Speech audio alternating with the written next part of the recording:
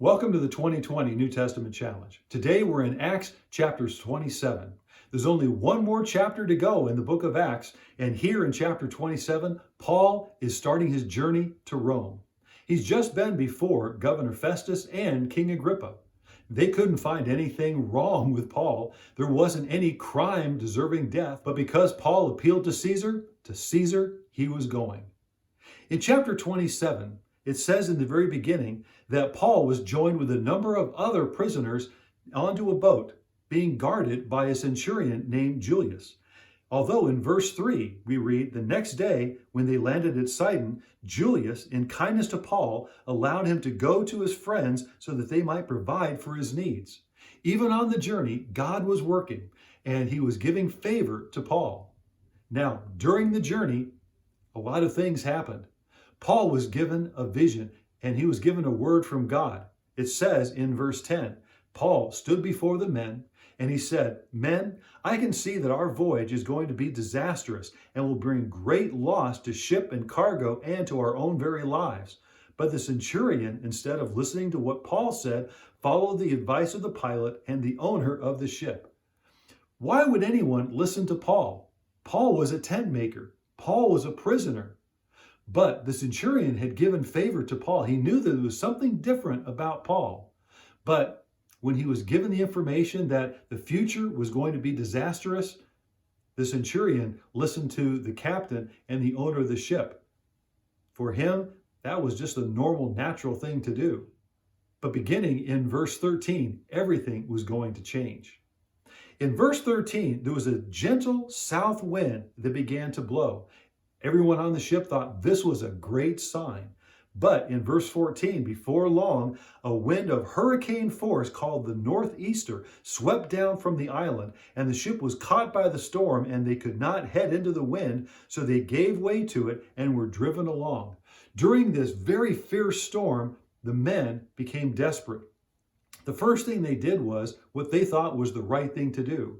They put ropes underneath the ship to hold it together.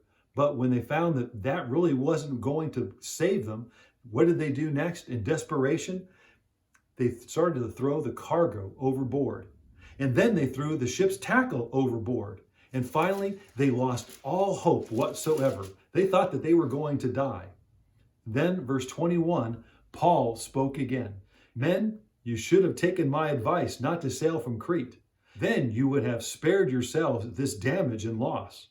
But now I urge you to keep up your courage, because not one of you will be lost. Only the ship will be destroyed.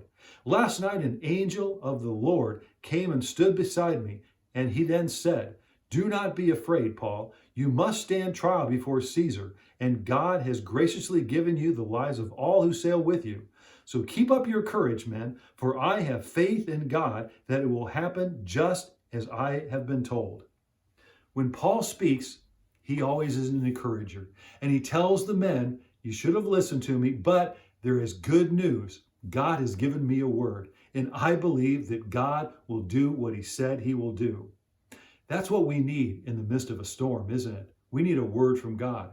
When there's trouble all around us, we need a word from God. When we don't know what to do and we feel desperate and we've already started to throw things off, whatever we could do to save ourselves, what we really need is a word from God.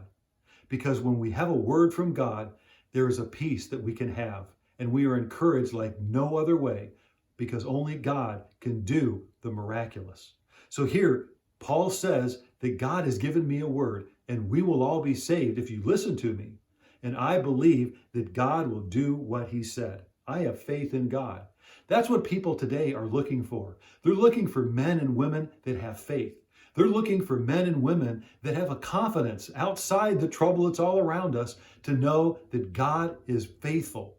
And when they see that, people are drawn to that. Not drawn to us, but they're drawn to faith and they're drawn to hope. And that's what God has called us to be messengers of hope. So what happens? Paul is now in charge. Before he had favor, and when he spoke, he was ignored. But now, as you continue reading, Paul, because he has confidence beyond anyone else, he now has a place of authority. When men were going to escape in the lifeboat, Paul went to the centurion and he said, not one person must leave this boat, otherwise we'll all be lost. What did the soldiers do?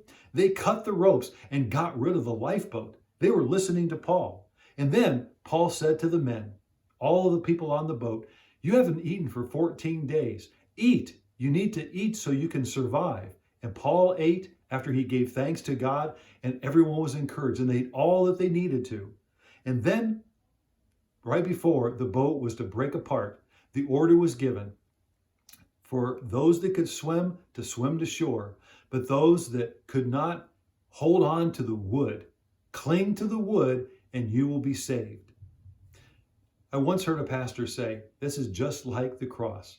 When we cling to the cross, when we cling to that old wooden cross, that's what saves us. That's what saved those that were on that boat. They clung to the wood.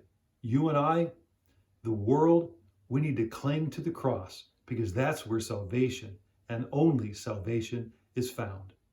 Thank you for joining the 2020 New Testament Challenge.